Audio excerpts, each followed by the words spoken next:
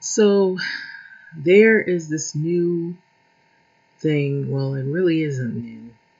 And I've been looking at some of these things that have been happening, with the rent relief, the evictions, and what has happened thus far. Well, in South LA, there's like evictions like every week. If it isn't an eviction, it's people that are displaced. Maybe they were trying to downgrade, as you would say, like get a place that's less expensive. And then there's people that just totally moved away because it was too expensive. And then you have people who were forced to move away because they weren't paying rent or they couldn't pay the rent. So it could be a number of things. But what I've noticed is it's not only have happened in California, it's happened in other states and other cities. And what I've also stumbled upon is this whole thing called fake landlords. So there's a scam that is destroying Detroit, but the culprits, they rarely face any consequences. And this comes at a really hard time because you have a lot of job loss, a lot of different tragedies that have happened more recently. And so here you have people who are suffering because not because they didn't pay their rent, it's because they paid their rent to someone who wasn't actually the landlord.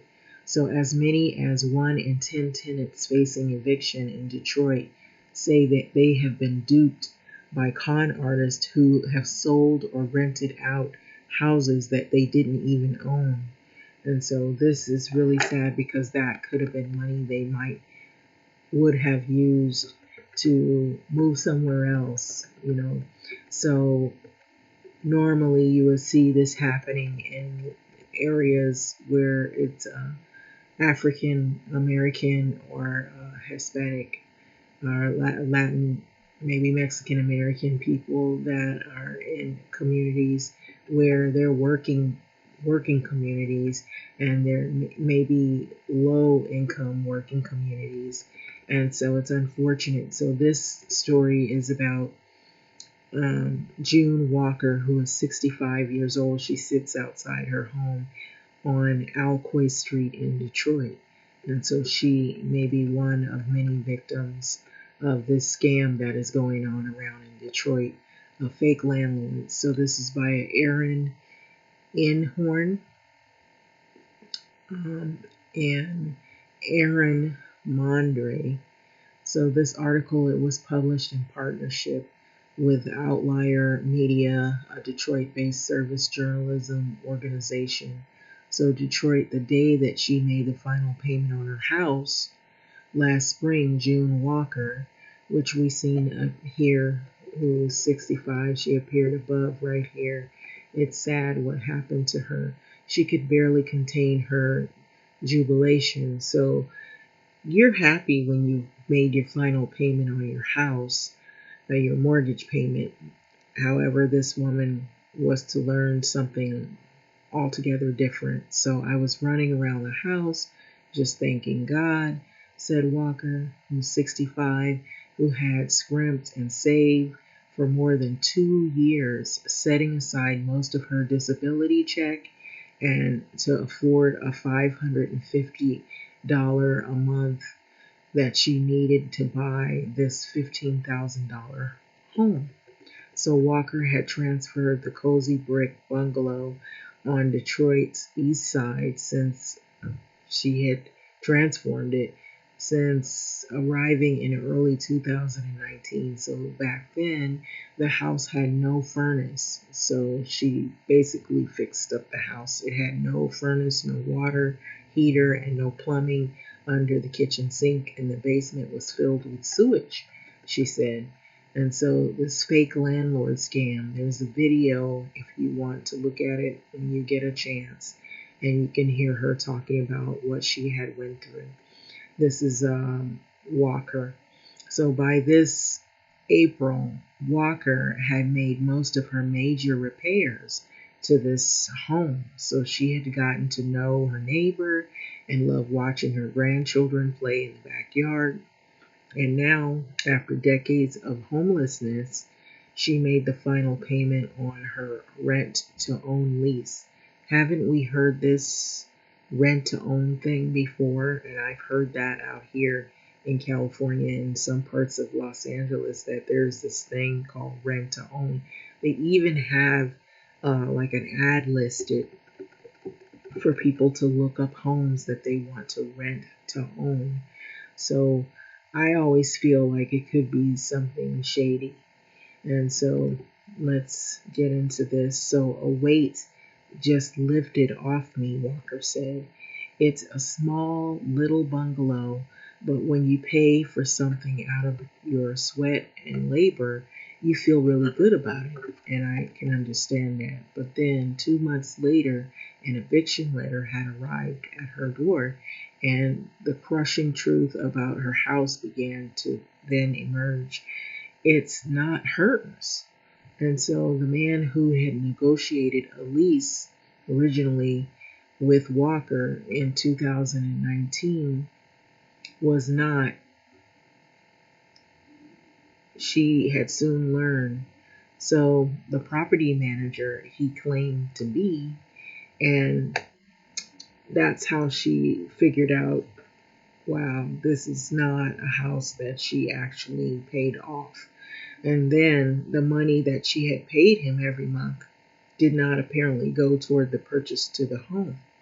And so Walker and her lawyers believe that is the victim of a scam, that she's a victim, and one so common in Detroit. So this is something in Detroit that happens common, but I bet Detroit's not the only place that this type of thing happens. And so it's called the real, well, she basically located real estate lawyers and a housing advocate that say this, it affects 1 in 10 tenants facing eviction. So they go through this type of thing. And so when people are facing eviction, you'll have people that'll run scams. So June Walker's lawyers believe she's a victim of a fake landlord scam. And so a 4-month investigation by NBC News and Outlier Media involving scores of property records and dozens of interviews with victims, lawyers, prosecutors, experts, and government officials found that the fake landlord scam has menaced Detroiters for the past decade. And so in some cases, people have lost their house to foreclosure, have kept collecting rent from tenants without letting on that they're no longer the landlord of the place. So in others, con artists have broken into vacant houses and changed the locks on them and listed them for sale or for rent, and then collected payment from victims. And so some fake sellers have even filed false deeds to make fake sales look legitimate. And so lawyers and experts have said this. And so these are the type of things that these people are faced with. So the culprits rarely face consequences, the investigation had found. So the scam has thrived in a city where the foreclosure crisis has decimated homeownership, leaving tens of thousands of properties vacant, or it is out of the hands of the town investors, and where vulnerable residents have struggled to find quality housing. So this is the stories that we've been hearing. So a foreclosure crisis devastated homeownership, leaving tens of thousands of properties vacant. So that's what's going on when you see a lot of houses in Detroit and they're abandoned. And so this is what happens when you run these scams on people and then they end up going into foreclosure. You're going to have a lot of people that are displaced and homeless, and then you're going to have a lot of vacant homes that pretty much end up being dilapidated. And so discriminatory lending practices, crumbling conditions, and limited access to banks have put conventional home loans out of reach for many in Detroit, so a predominantly black and low-income city. And so the prices in the city rental market are so low that reputable brokers and agencies stay away, leaving many renters to fend for themselves, relying on cash transactions and rent-to-own arrangements called land contracts that make them more susceptible to fraud. And so the Detroit housing landscape has become a tumultuous in recent years. So with so many houses changing hands so often that many Detroiters say that they're not sure who owns the house they live in. So a good portion of the clients will say that they had no idea who they were supposed to be paying. And so this was said by Donovan McCarthy, an attorney with the nonprofit Michigan Legal Services, who estimated that he heard versions of this scam from 5 to 10% of more than 200 Detroit tenants he's represented this year. So NBC News and Outlier Media interviewed 8 victims of this fake landlord scheme. So including tenants who said that they had paid rent to fake landlords, a buyer who bought the house from a fake seller, and a homeowner who lost a home she's had inherited to foreclosure after a fake landlord rented it out. So victims told of seeing their belongings trashed to the curb and on of also losing their life savings altogether. And so one tenant, Janelle Poydras, who's 27, said that after he had confronted the man who he believed was scamming him in 2019, the man padlocked the door to his house, putting him and the family on the street and trapping his puppies inside, where they froze to death. And so I'm still angry about it, Padras said, and so we didn't have nowhere else for our kids to go. And so this is this family right here. And so Janelle Padras and his girlfriend Erika Phillips say the fake landlord locked them out of their house. And so they basically were displaced or homeless because of it. But you see who they're doing this to as well, so make note of that. But despite the pervasiveness of the scam and the devastating ramifications for the victims, scammers are rarely caught.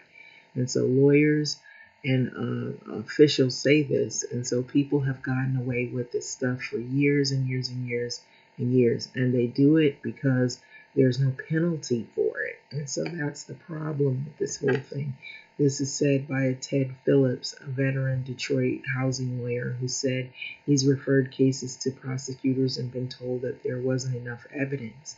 So a spokeswoman for the Wayne County Prosecutor's Office said lawyers there couldn't recall any recent cases against people who had fraudulently collected rent from a tenant in homes that they didn't even own. And so the only fake landlord cases prosecutors have handled are those involving people suspected of forging or filing fake deeds with the county. So the county's deed fraud unit investigated 122 complaints in 2019. So the most recent year for which it had the numbers, bringing charges to 25 cases. Of those, 14 have ended in conviction.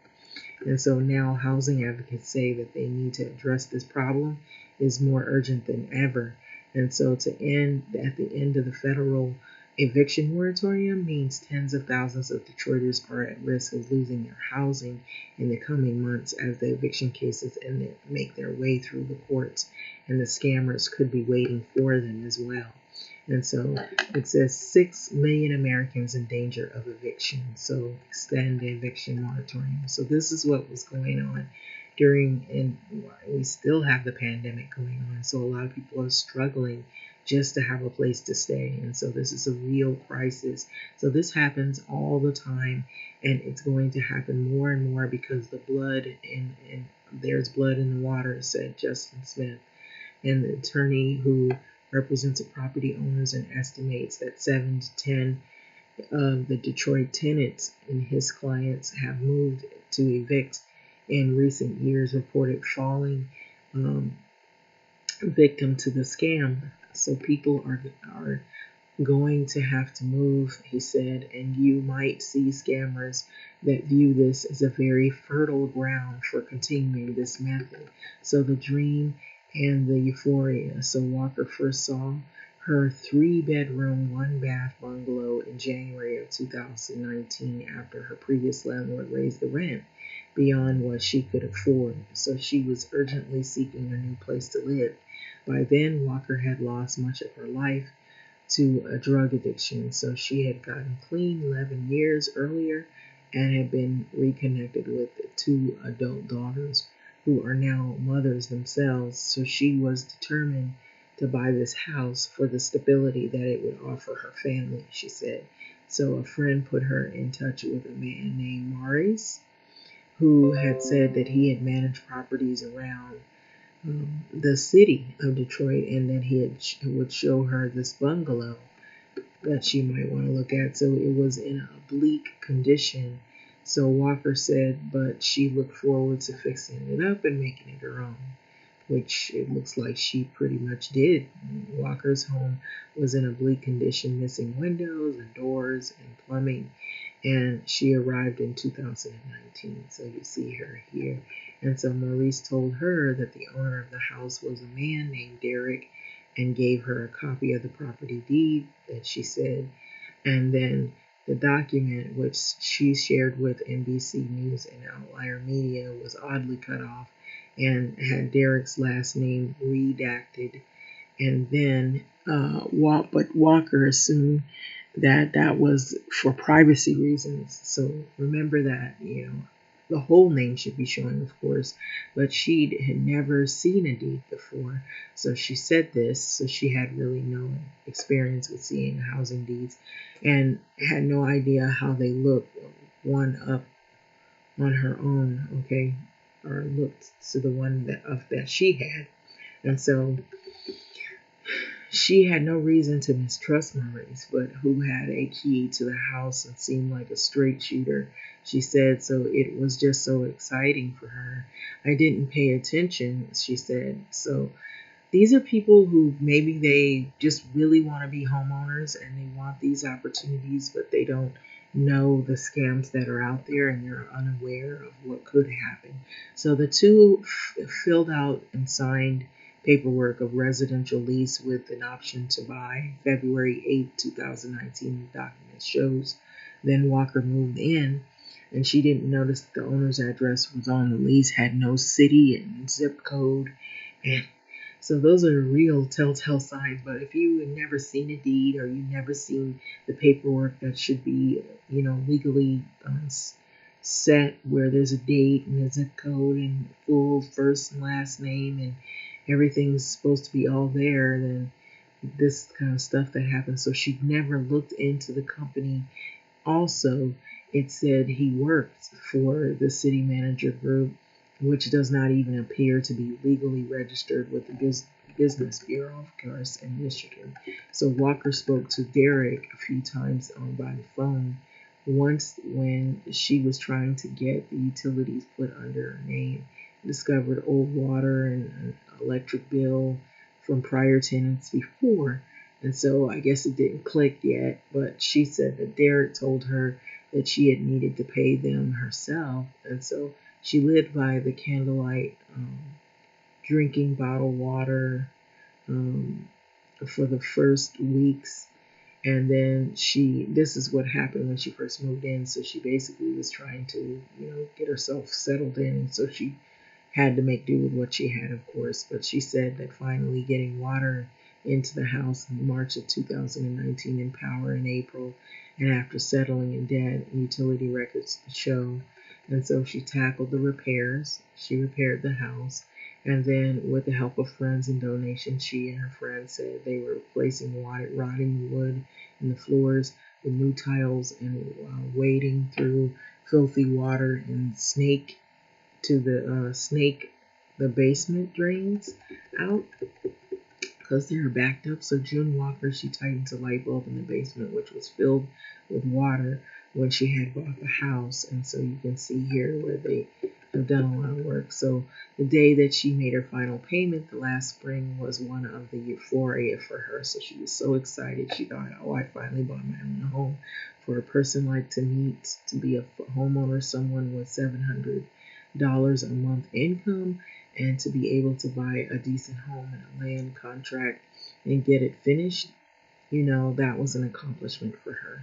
And so she thought, but when she reached out to Derek about putting the deed in her name and he agreed to meet her downtown, I'll be in Detroit on the 11th, and then your deed, Miss Walker, he wrote in a text with your deed. So in a text message on April the 1st. So let's see what happens after that. But then he canceled the appointment. So that's how you know something's not right. So Walker tried to reschedule the appointment with his phone number, and his phone number was out of service all of a sudden.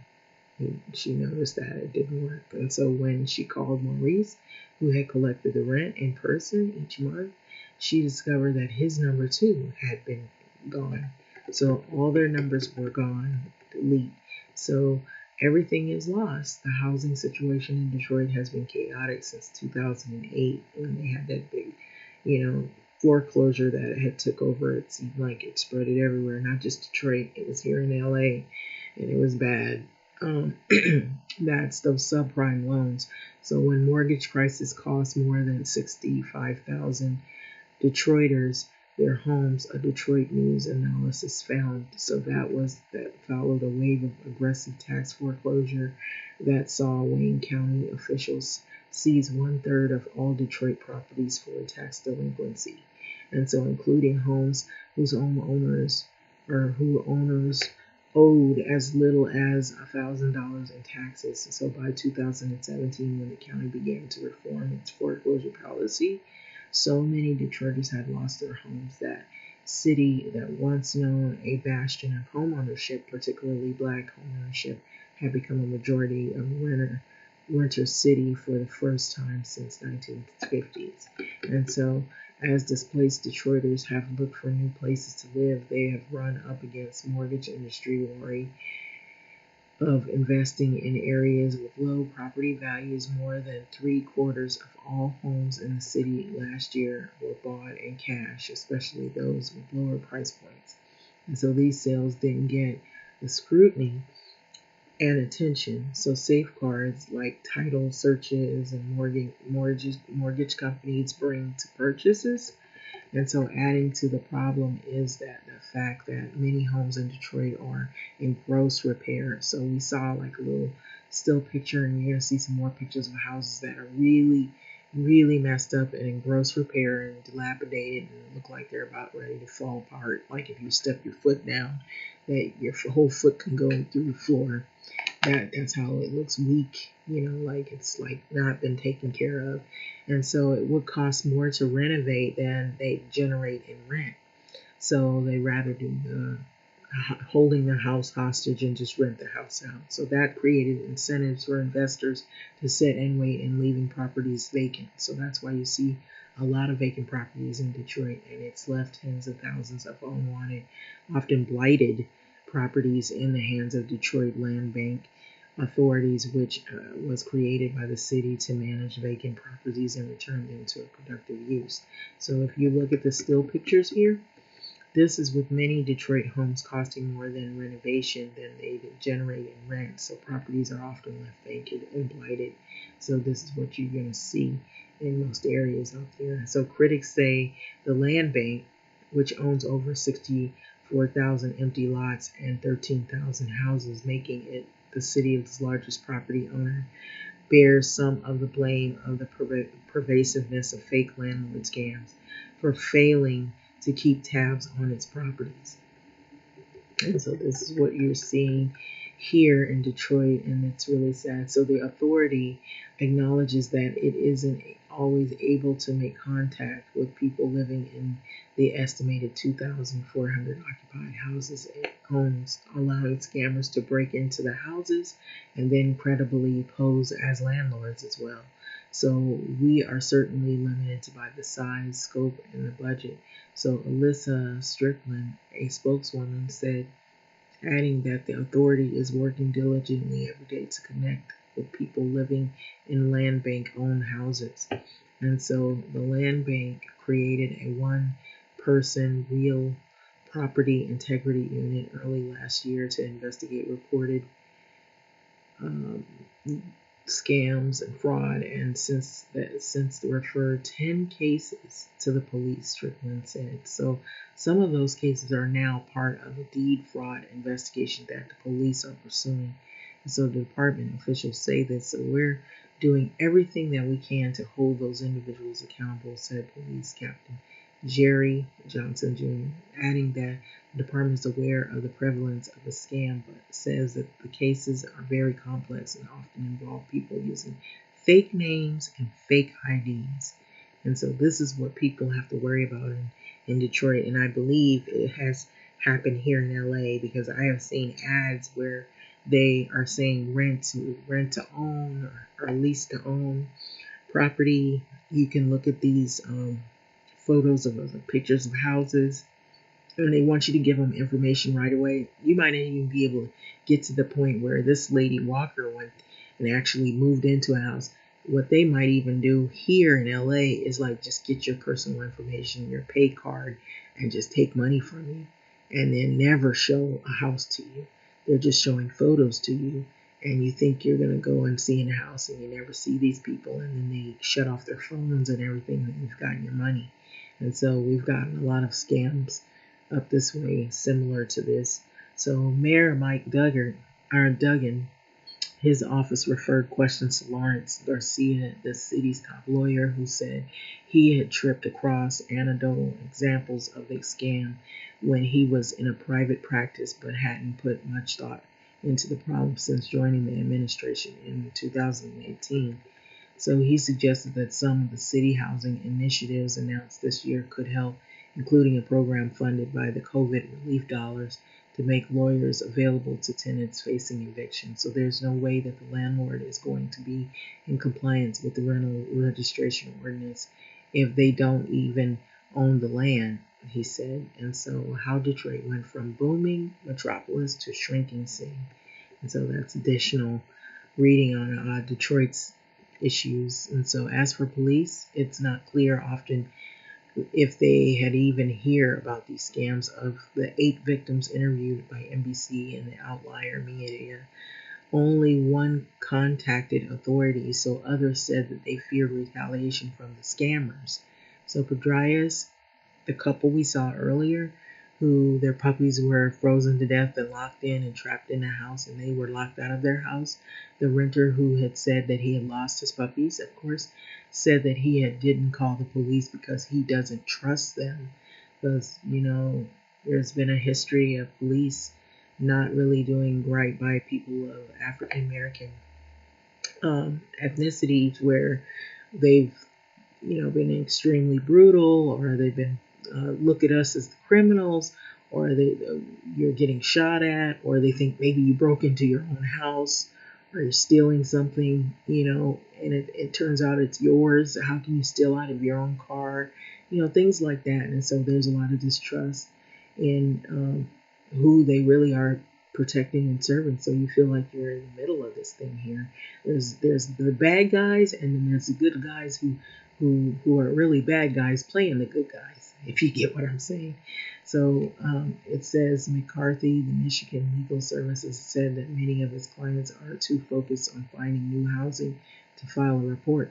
And so he said that he's never notified of the police either, since the scammers seem to disappear behind fake names and disconnected numbers.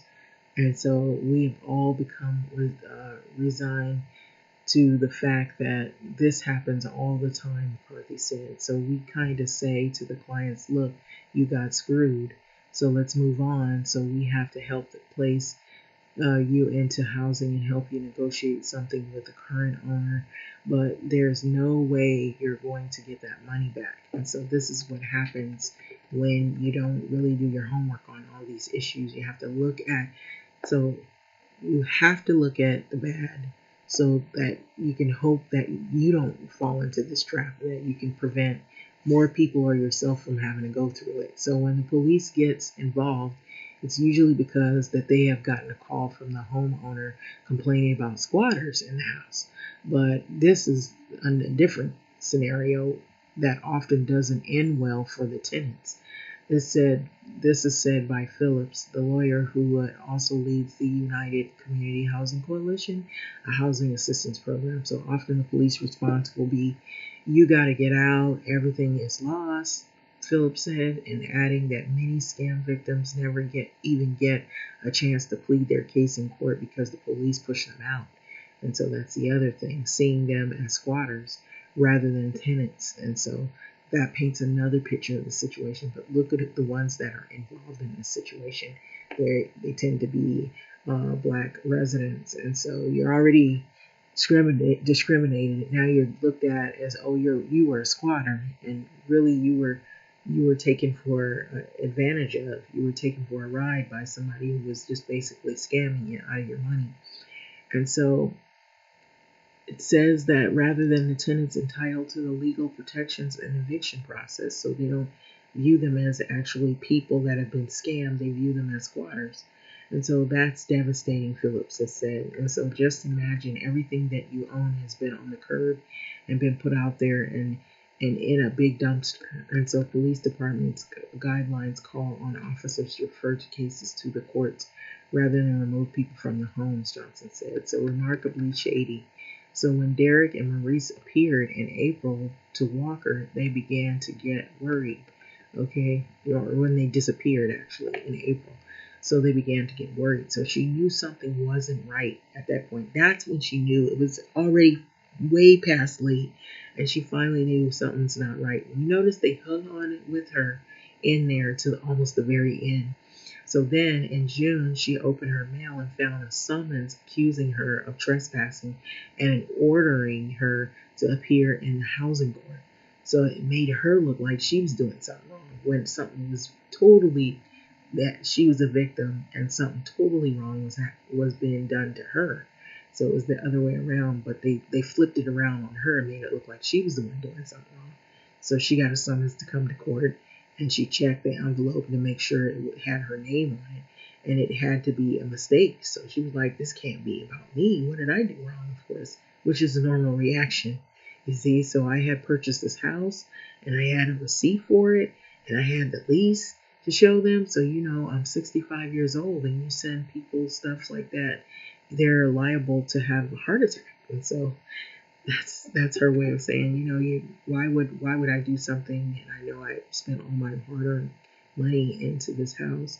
So it wasn't until that she appeared, and this was by a virtual court date in July, and connected with the lawyer, that she had learned that she had been a victim of a scam. And that's when she realized what was going on. So the lawyer assigned her through the city program for tenants facing eviction informed her that the owner of the house was not a man named Derek.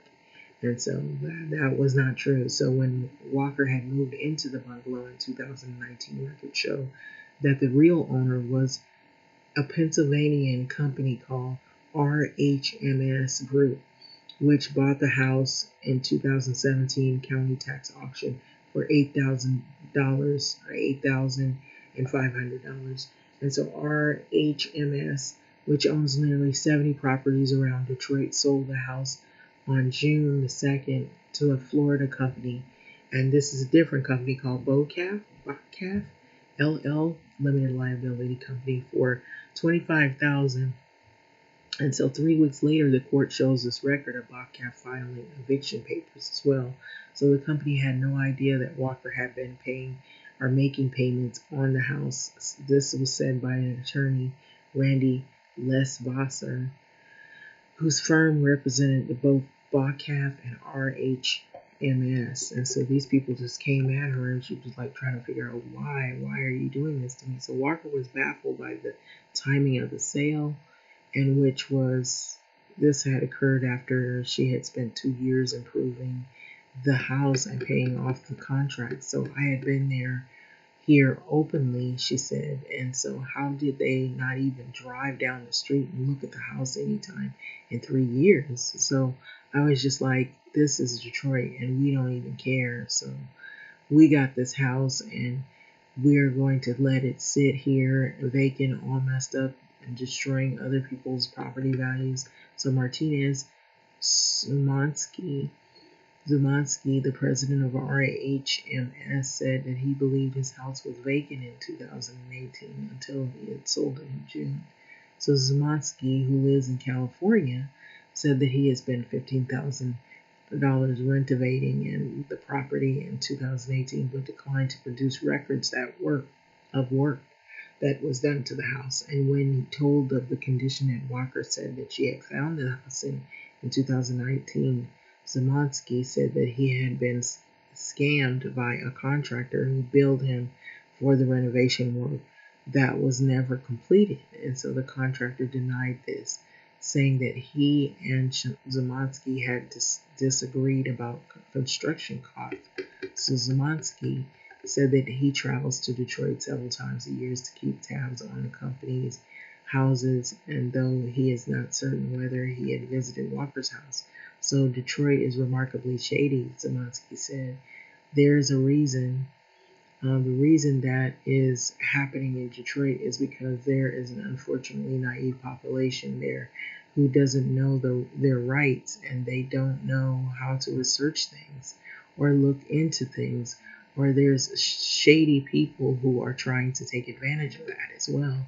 So Walker, who was one of them that got taken advantage of in July's court hearing, was briefed, she said. So when she told the judge that she believed that she was the home's owner, the judge told her to talk to the attorney and postpone a decision on the eviction. So some kind of safety net. So the housing scam happens so often that Elise Miller, the land bank program manager for occupied houses, estimates 1 in 5 people who call about authorities' buyback program are residents who have been paying the wrong person or buy or rent their home. Okay.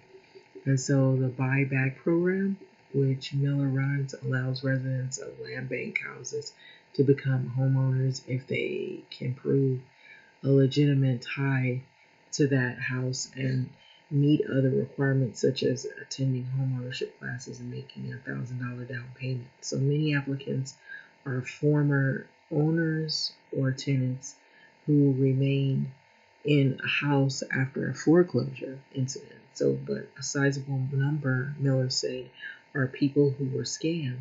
Among scam victims in the land bank, the land bank has helped is a mother of 4 who in 2018 gave $800 to a man who said that he could sell her a duplex on Detroit's west side. So the victim told the land bank that she had drove with a man to 4 places. So the library where they printed out a blank deed transfer form, and then her bank where the pair signed the form and had it notarized, and then Wayne County Register of Deeds where they filed the form, and the tax assessor office is where they did, where they listed the victim as a taxpayer. So this was a quit claim deed. The pair registered that day is still on file, okay, with the county. The document was properly notarized, but legally, it was meaningless. So the house had fallen into foreclosure in 2012 and had been owned by Land Bank since 2014. Records show this. And so while most victims never recover from money that they have lost, Miller said the mother of 4 was able to take ownership of her house through a buyback program. So people scammed and privately own homes like Walker. She has have no such options, okay?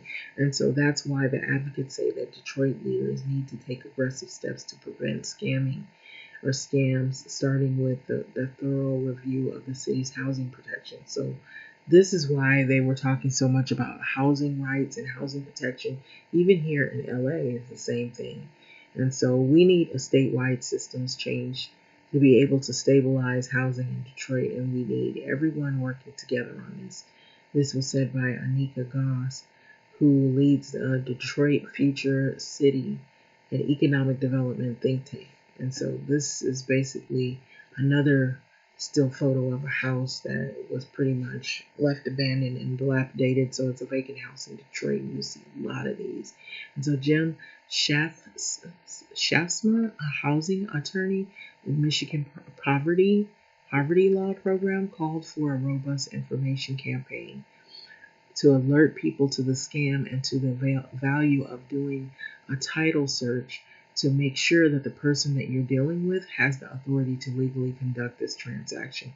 So don't buy houses that you don't even know if the person actually owns the house and they're doing a legitimate transaction. And you also have to do your homework and you have to do the research on the title.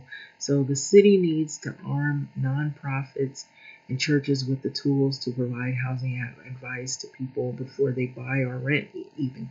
They've got renter scams as well. Out here, I've seen it a lot, where the person will put an ad in the paper and they'll say this is an apartment for rent, and then they'll take your money and then they'll say that they're going to show you the house. They want an upfront fee, and then when you go there, somebody's already occupying. They already live in it. They're already renting it out.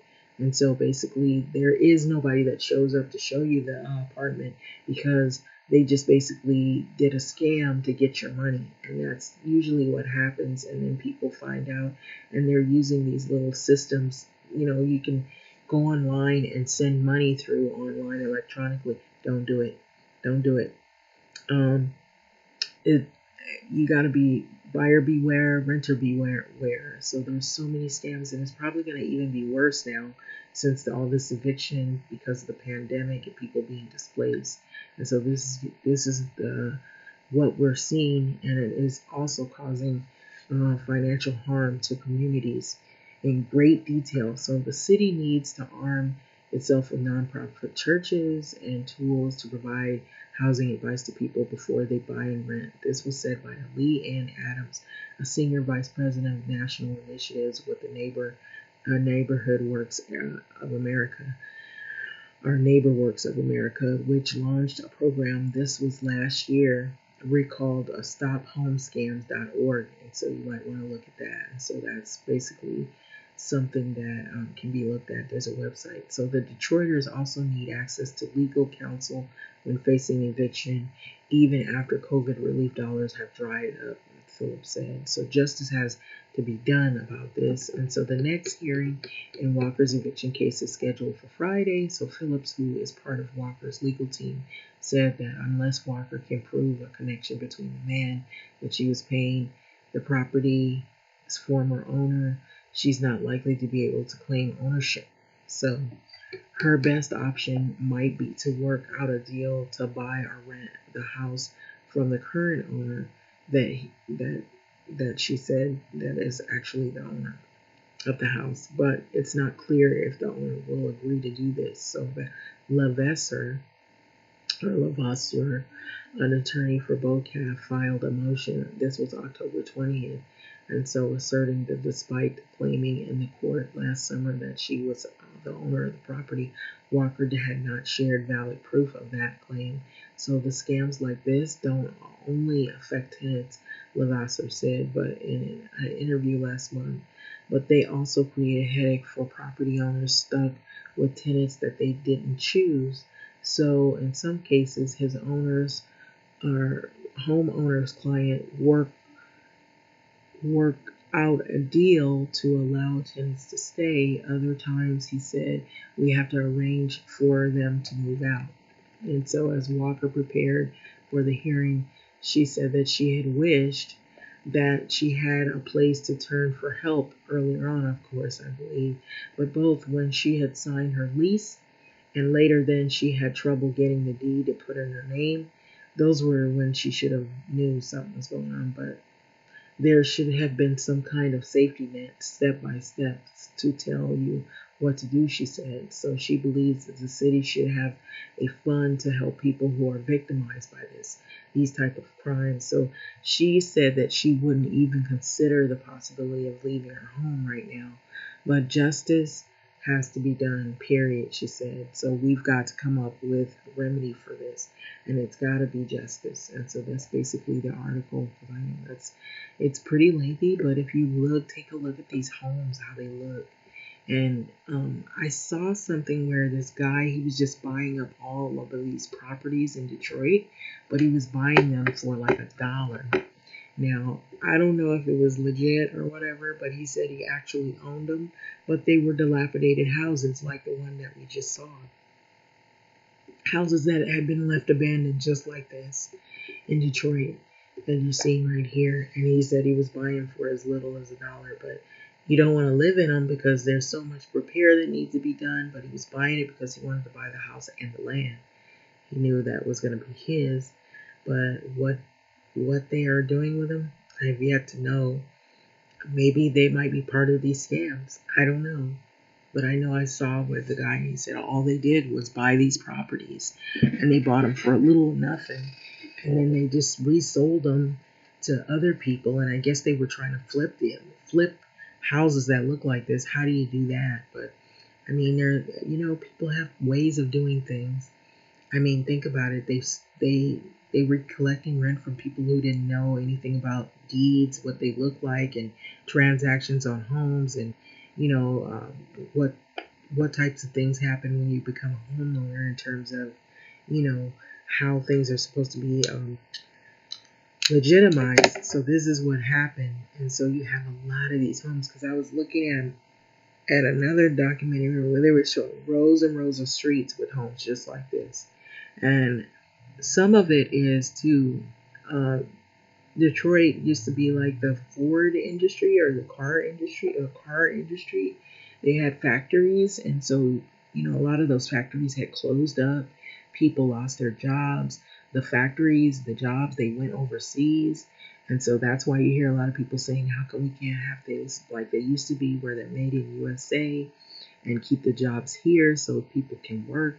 So these are people who've long time been in Detroit. They born and raised in Detroit. They worked there for years. That's why they were saying that a lot of the people they had, when they lost their job, they lost everything. They lost everything they knew, because that's the skill that they had back then, working in those factories.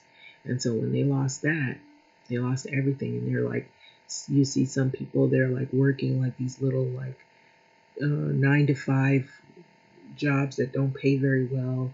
And I imagine they probably have a lot of dollar stores out there, of course, honing in on this whole tragedy and making a killing. But it adds insult to injury, is that they also were saying that they wanted to make Detroit a prison state. I remember hearing that, because it was such in ruins because of what they did to the housing out there. The discrimination and the crisis with the housing was like really bad. And so there are some people that said that they had to send their kids to far away just to bus them to a school that was decent, because the schools were bad. That the kids would go to school, and the schools were hoarding the money. The money that was supposed to go for like maybe books and supplies for the kids, it was going into the pockets of the people that were on the school board and whatnot. And they had people in the school board that you wouldn't want to see those school board meetings. They were bad. They were awful. But I remembered all of this. I don't know how I retain all of these things, but it's just, I don't know. It's, when you see this, it's like about the people. And then when people don't really have an investment in the people in the community, the people who are there, that it would benefit, it's just sad. And so this is what you have. And so just reading this, it's like, it's not unlike that this wouldn't happen anywhere else. And in fact, I believe it has. Because like I said, I've seen ads here in LA where they say, oh, rent to own. And I feel like this is to attract Black people who don't know anything about home ownership. And I'm not trying to say that all of us in one hand full swoop don't know, but there's a majority of us that if we've always been renters, or we don't have like maybe the educated background and educated in terms of home ownership and what the process is in that, then those are the people that get taken advantage of, like Miss Walker did. And it doesn't mean you're dumb. It just means you didn't know how the process went. And so had she had known and had maybe had like a home ownership class, or she had it doesn't mean you have to go to school or anything. What it is they take you through like maybe an hour class Basically, they give you the rundown of what a real home ownership process is in the transaction before you purchase a home and what you got to do to actually qualify for even getting a home.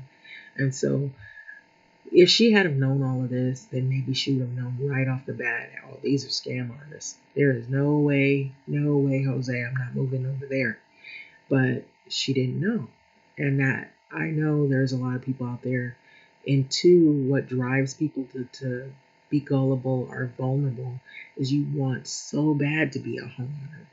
And you'll find people who really just want a home. They really want, and there's a lot of people like that. They really want the opportunity to have a nice home so that they can pass it on to their children, or like if they die, their children will have a place to stay. They'll never have to worry about being homeless per se. So that's probably the intention I would believe she had. Like she said, she had her two grown daughters and they have kids. So who wouldn't want to, as a grandmother, who would not want that for their kids? To pass on, here's the house. If I have nothing else, this is what this means a lot. You guys can stay here for as long as you want. Just take care of it. I will pay it off and make sure that it is yours. So you just pay the taxes on it and whatever else in the maintenance and utilities. And so it's not like you still are out of the woods because you still got to pay for stuff. But anyway, it's a lot better than having to rent from some landlord that hikes up the rent every so often. And that's what we're dealing with here in LA. And so what I thought to extend this whole thing, and I know this is long, but it means a lot to me because this is what has been happening in LA. Here we got evictions on the rise. Evictions on the rise months after the federal moratorium. Okay, and so this right here, this is happening. I feel like it's happening in a lot of places. It's not just one place. And so here you got this man. He has a final notice of eviction. He's trying to struggle and grapple with the fact that he may not have any place or anywhere else to go. And these are other people that are going through the same exact. But look at these people. Look at these people's situation.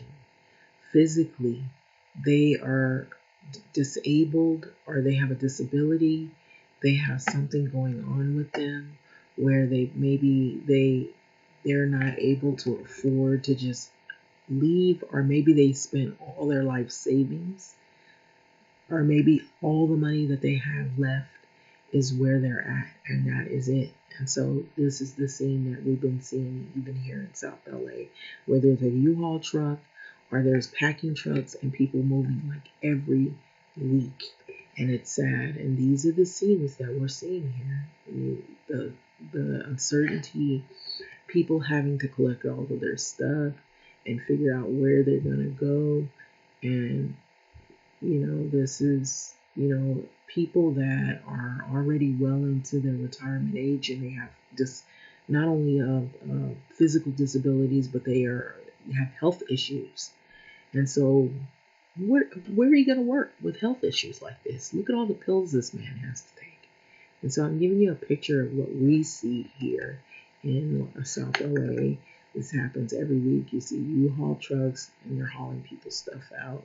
And people are having to go through this. It's sad. And then they have to figure out, okay, I got to stay in a hotel with my U-Haul truck, with my stuff. I got to put it in storage and all of that. And that's going to be an extra added expense because, you got to pay a monthly fee for storing your stuff. And that's like paying rent, of course. And then if you don't get your stuff out, what do? They keep your stuff and then they can give it away and sell it off, or donate it or whatever. And so these are the things that people are forced to deal with. And this is bad because, once again, it seems like it's happening to a lot of black people, black residents in these areas. And they usually tend to be people who have already, they're on Social Security, they're getting like disability, and they're on a fixed income. And so this is what happens when you have people that are just really insensitive to people's circumstance. So to get into this is by Michael Casey. So this is out of Boston. Soon after losing his truck, this is short. So soon after losing his trucking job amid of the pandemic, his name is Freddie Davis. He got another blow. So his landlord in Miami, which think about it, he lives all the way in Miami, was almost doubling his rent on his Miami apartment. So I guess this truck driver guy, he might have had more than one apartment. So this was what it's looking like. But think about it. And so Davis, he girded for what he feared would come next. And so in September, he was evicted. And so just over a month after the federal eviction moratorium had ended, he now is languishing in a hotel. So that's what we saw. He was moving into a hotel and making, getting all his stuff packed in a U-Haul truck so he could leave. And then it's aided by a nonprofit that helps homeless people. That's what this place is for. And so he's 51 and he desperately wants to find a new apartment, but it's proving impossible. He's only getting $1,000 a month on disability check. And so we live in America, and the thing is that people like me, we got to go to the street if we don't have any other place to go because we can't afford rent. And so this is what is said by Davis, who lost his leg due to diabetes, and we saw that. He suffers from congestive heart failure and is recovering from multiple wounds on his other leg and foot. And I really can't do nothing. So the federal ban, along with a mix of state and federal moratoriums, is credited with keeping Davis and millions of others in their homes during the pandemic and preventing the spread of coronavirus. But there was a brief lull in eviction filings after the ban had ended. But housing advocates say that they're on the rise in many parts of the country, or the country, and so even here in LA. And so though the numbers remain below pre-pandemic levels due to infusion of the federal rental assistance, which some people have gotten just in time, they've gotten some kind of relief assistance, but they're slow to give out the money. And so the other pandemic related assistance, like expanded child tax credit payments, that are also set to end. And so we know what happened with unemployment. That had ended for a lot of people as well. So part of the increase is due to the courts catching up on the backlog of eviction cases. But advocates say the upsurge also shows limits on the federal emergency rental assistance in places where distribution remains slow and the tenants' protections are weak. And so rising housing prices in many markets also are playing a role. So according to the latest data, the Eviction Lab at Princeton University, eviction filings have been rising in most of the 31 cities and 6 states where it collects data. So they increased like 10.4% in the first half of August to the first half of September. And the first half of October, numbers were 38%. In August, levels were 25% higher. So then September, so filings fell around like 7%. And so from the first half of October and November, now they remain at 48% below the pre-pandemic level. So among places where eviction filings returned to normal are Connecticut, as well as Houston, Indianapolis, Cincinnati, Columbus, Ohio, according to Eviction Lab. So Florida, too, has seen a significant rise in filings in Tampa and Gainesville, returning to near pre-pandemic levels. There were a batch of initial commentary coming out when the moratorium had ended, and the tone was, well, there wasn't a tsunami, so we don't have an eviction crisis on our hands, said Ben Martin, senior researcher of the Texas Housers, a nonprofit focused on housing issues. And so that initial narrative was somewhat misleading. And so there is a tsunami going on, but it's silent. And so people are not talking about it. They're looking at all the other things like climate change and things that are happening, which are of concern. But also, what other tornadoes we're having is eviction. And so that's still happening. So what we are seeing is a reflection of reality, which is eviction takes time to work their way into and through the court systems. And so among the concern is that some landlords who got federal assistance are still evicting tenants. And so even though they got federal assistance, they're evicting tenants. So a survey of nearly 120 attorneys nationwide from the National Housing Law Project found 86% had seen cases like this. So they also saw increasing instances of landlords lying in the court to evict tenants and legally locking tenants out. So in many states, landlord-tenant law is antiquated and designed to provide results for landlords, said Shamus Roller, executive director of the National Housing Law Project. Instead of educating the facts, courts function as a conveyor belt moving tenants towards eviction. And so among those who contend they were legally evicted is Faye Moore. And so she's 72 years old, returned home from work in October to find that her life spread out on the sidewalk. And so basically you'll see your stuff all put out of the house behind several thousands of dollars of rent on her 2-bedroom townhouse in an Atlanta suburb. So this is in Atlanta, so they're in different places, but it's happening everywhere. So Moore figured that she would get a chance to represent herself in court. The judge, including that management, refused to take her rent money for months, and she said she was given no notice, but she was evicted. And so I'm devastated. It was a house full of furniture, everything. This was said by Moore, a retired mental health therapist who is now staying in a hotel with her 61-year-old partner, Gary Bertrand. And so it was like a storm that came and devastated everything. Exactly. And so I can't find my important papers or anything. So Cicely Murray, HUD housing counselor of Neighborhood Assistance Corporation of America, who is working with Moore, was most upset that the couple was evicted without a court hearing and forced to fend for themselves. So I'm angry that anyone would put elderly couples out without trying to figure out what resources that they have, Murray said. So we are still in a pandemic, and you are putting out putting people in a precarious situation, who are some of the most fragile, which are elderly people or people who are already in retirement age, people who you're on a fixed income and you have health issues and whatnot. You're on disability. So Christmas, as it approaches, there are plenty of signs that eviction cases will keep rising. And so this is horrible. And so everybody's looking at all these other things, and they're not looking at the other health crises and things that are happening, which is being homeless and not even letting people. And most of the people that are getting kicked out are people that are Black.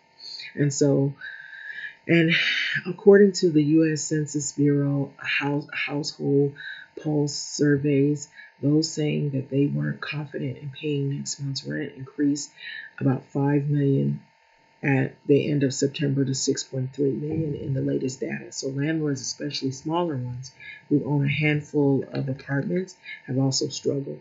And so they believe that the moratorium was illegal and that it would saddle them with months of back rent that they may never get back, and others were forced to lay off maintenance staff and sell units as well as they awaited the federal rental assistance, and that was slow to be distributed, which even now is still slow, but it's happening, but it's happening like really slow.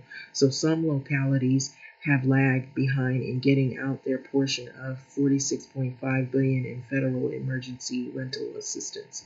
So according to November's report from the National Low-Income Housing Coalition, 28% of grantees in 32 states and 80 localities spent less than 30% of their first allocation of money, and at risk of losing those funds. And so along with them is Nebraska, who spent 6% of its funding in September and 7% through October. And some landlords are refusing to even take part in the program. So this is Caitlin Sitfelt, staff attorney of the Legal Aid of Nebraska, while others have grown tired of waiting on this whole thing moving to evict people anyway. So tenants, some of whom had got initial help but still face economic hardship, are being told that they can't yet reapply for additional help. So Missouri only spent 18% of their funding through September, but has since improved. But we have so much work to do. So this is Representative Cori Bush, who initially you saw her, she was trying to fight for people to stay in their homes. And so she's at the Capitol a lot, and she's trying to help people and fight for people's housing rights. And so she's a St. Louis Democrat that said, citing the data showing the evictions during the pandemic have taken lives, basically. So there are some states and local governments that feel we don't want this money and we don't want this federal aid, she said. So, and we have some landlords who say that they don't want the money as well.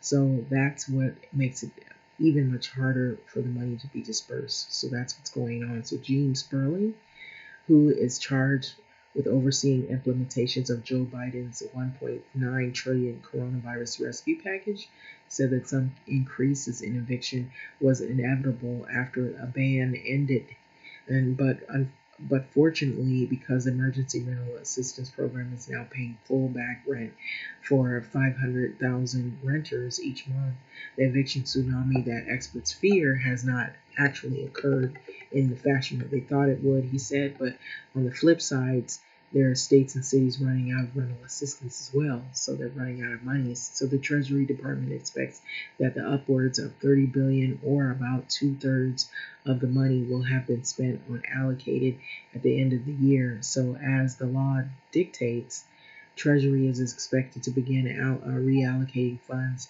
from places not spending it to those in need. So Texas has stopped accepting new applicants because it has allocated all of its funds, though it continues to process applications received before the deadline.